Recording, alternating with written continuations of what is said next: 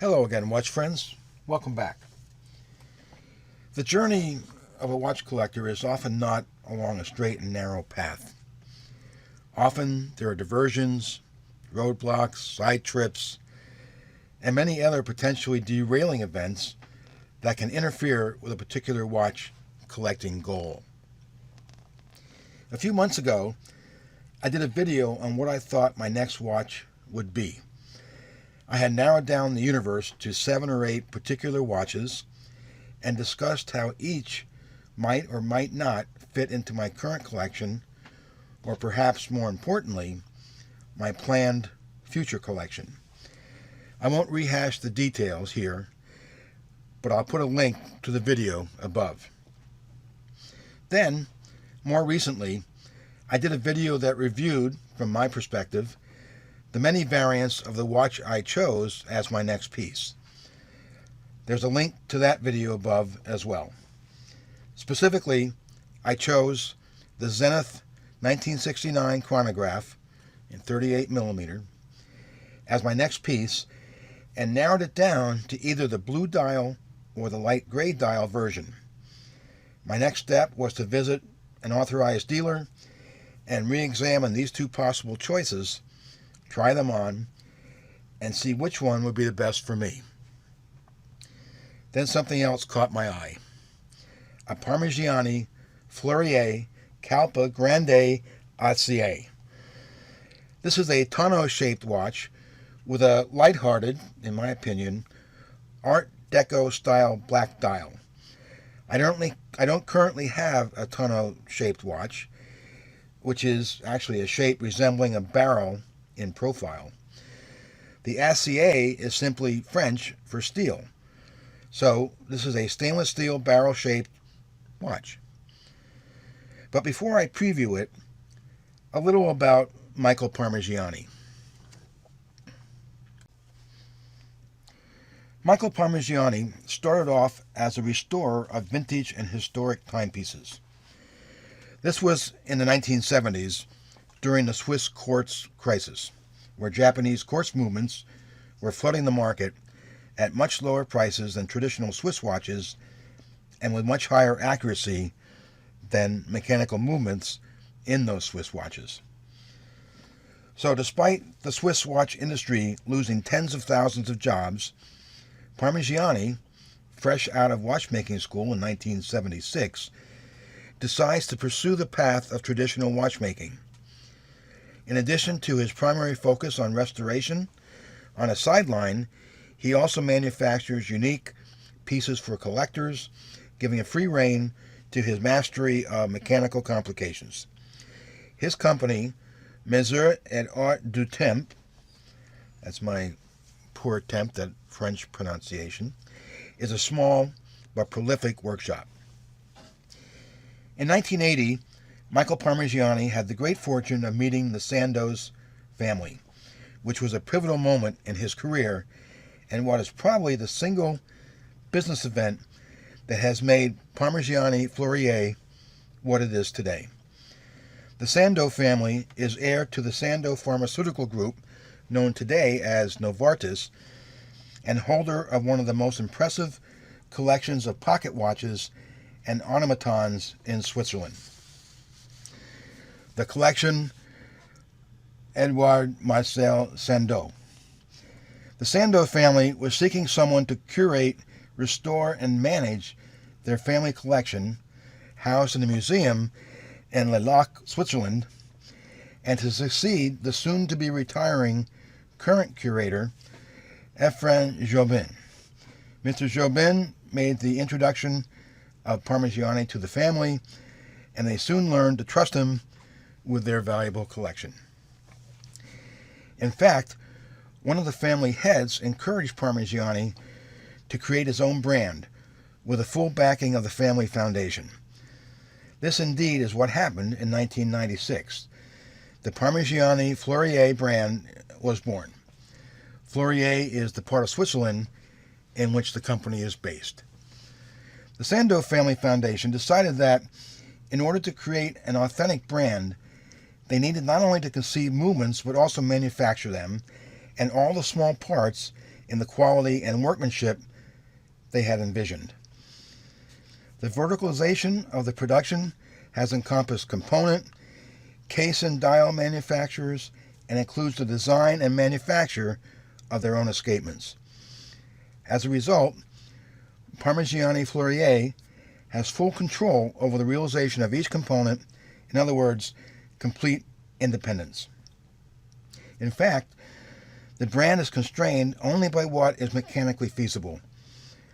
All of these production units are gathered today under the Manufacturers Horlogerie de la Foundation, that is, the watchmaking manufacturers of the Sandoz Foundation.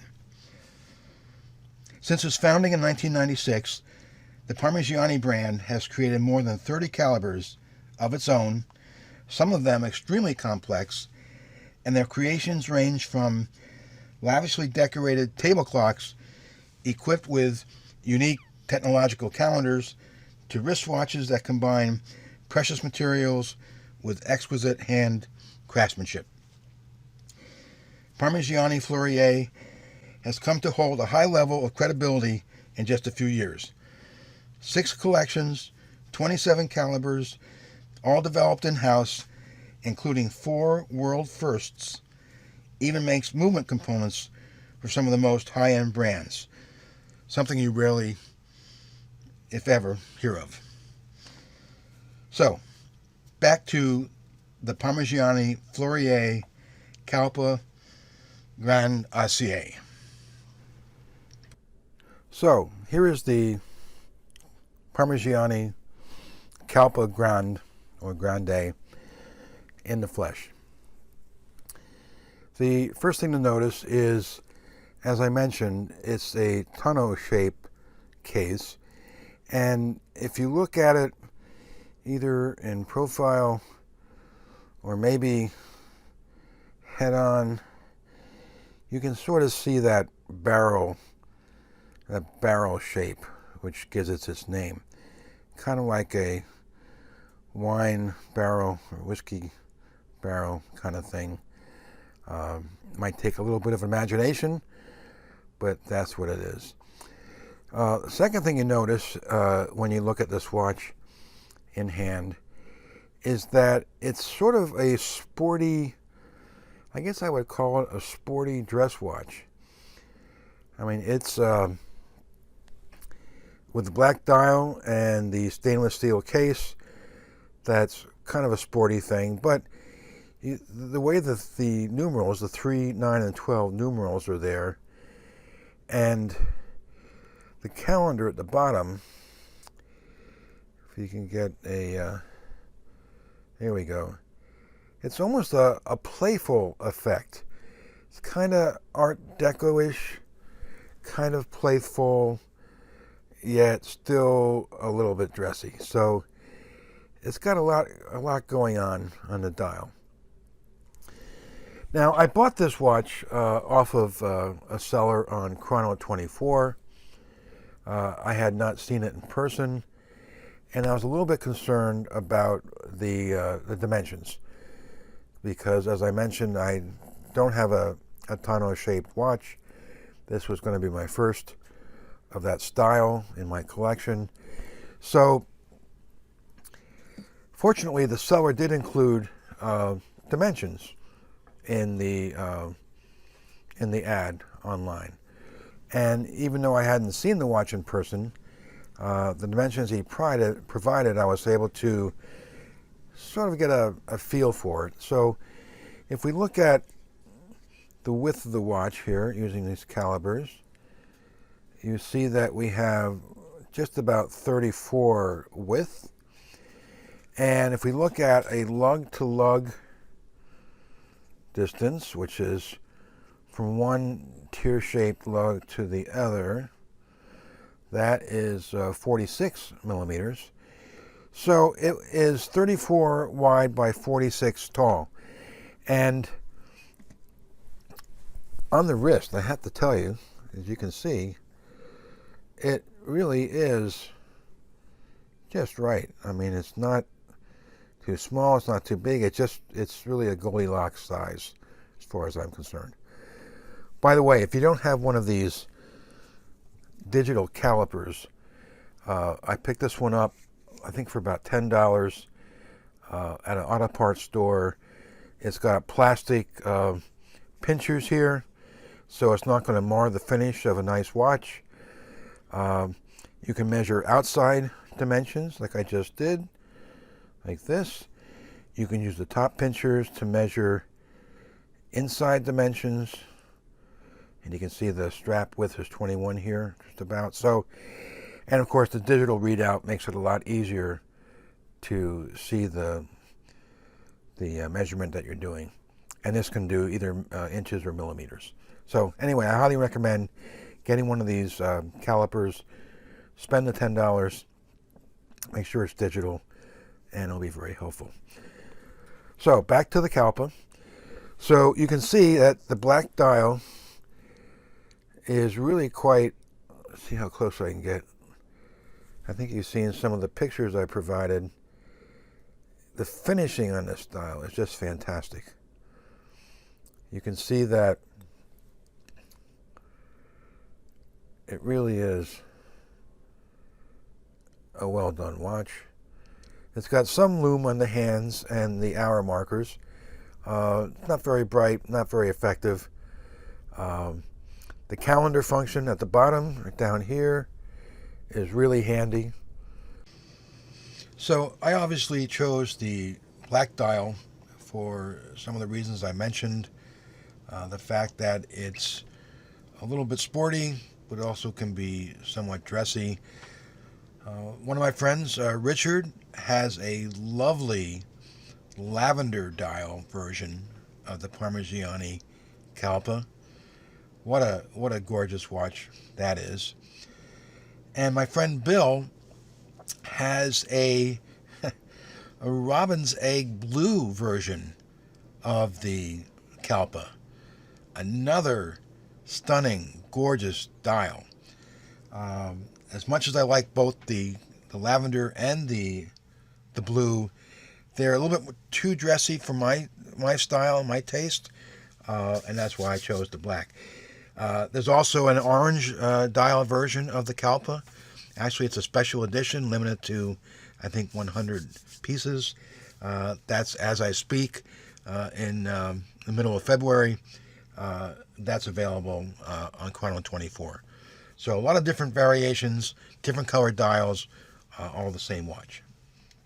The movement is about a 40-hour power reserve. It's an automatic. And I want to show you this gorgeous, gorgeous gold rotor. Look at that. Just a fantastic work on the rotor here. Oh, pressing the wrong button. There we go. Look at that. And there's some Geneva stripes on the back there. The movement really high quality caliber. Parmigiani is really considered high horology and makes exquisite pieces. Again, stainless steel case. In this case, no pun intended, the movement is a round movement in a rectangular case. Some people, myself included, prefer having a movement that fills the case, and actually Parmigiani and some others actually do have tonneau-shaped or rectangular case shapes of the case where the movement is a rectangular movement. Side view, not very thick. I believe it's about 10 or 10 and a half. That's what we have here. Okay, it's 9.5, so it's even less than 10. So it fits on the wrist really nicely. It goes under a cuff. You can wear this with a suit and a long sleeve shirt. And like I said before, it's also got a bit of a sporty flair to it. These teardrop lugs are pretty much a signature Parmigiani. Many of their tonneau-shaped watches have these teardrop lugs. In fact, even some of the round case ones have that. And let me just mention briefly the very nice leather strap, very soft and supple, very comfortable on the wrist. Made by, I don't think it's made by Parmigiani, but someone for them, but it's really high quality leather. And it has the a deployant, a two-piece deployant buckle. One side folds over, snaps, and then on the wrist, you bring it over, slide it under there, and here it snap. So got the Parmigiani logo on the buckle. Very nice leather. Very nice package. So there you have it. It's the Parmigiani Fleurier, Fleurier Kalpa Grande RCA. Again, RCA is just steel, so it's a stainless steel case. Very, very nice. I really like it. I'm glad I got it. It's something I'm going to enjoy for a very long, long time. So, thanks for watching, and if you enjoyed the video, please hit the like button, subscribe. Appreciate the support. And until next time, I will see you then.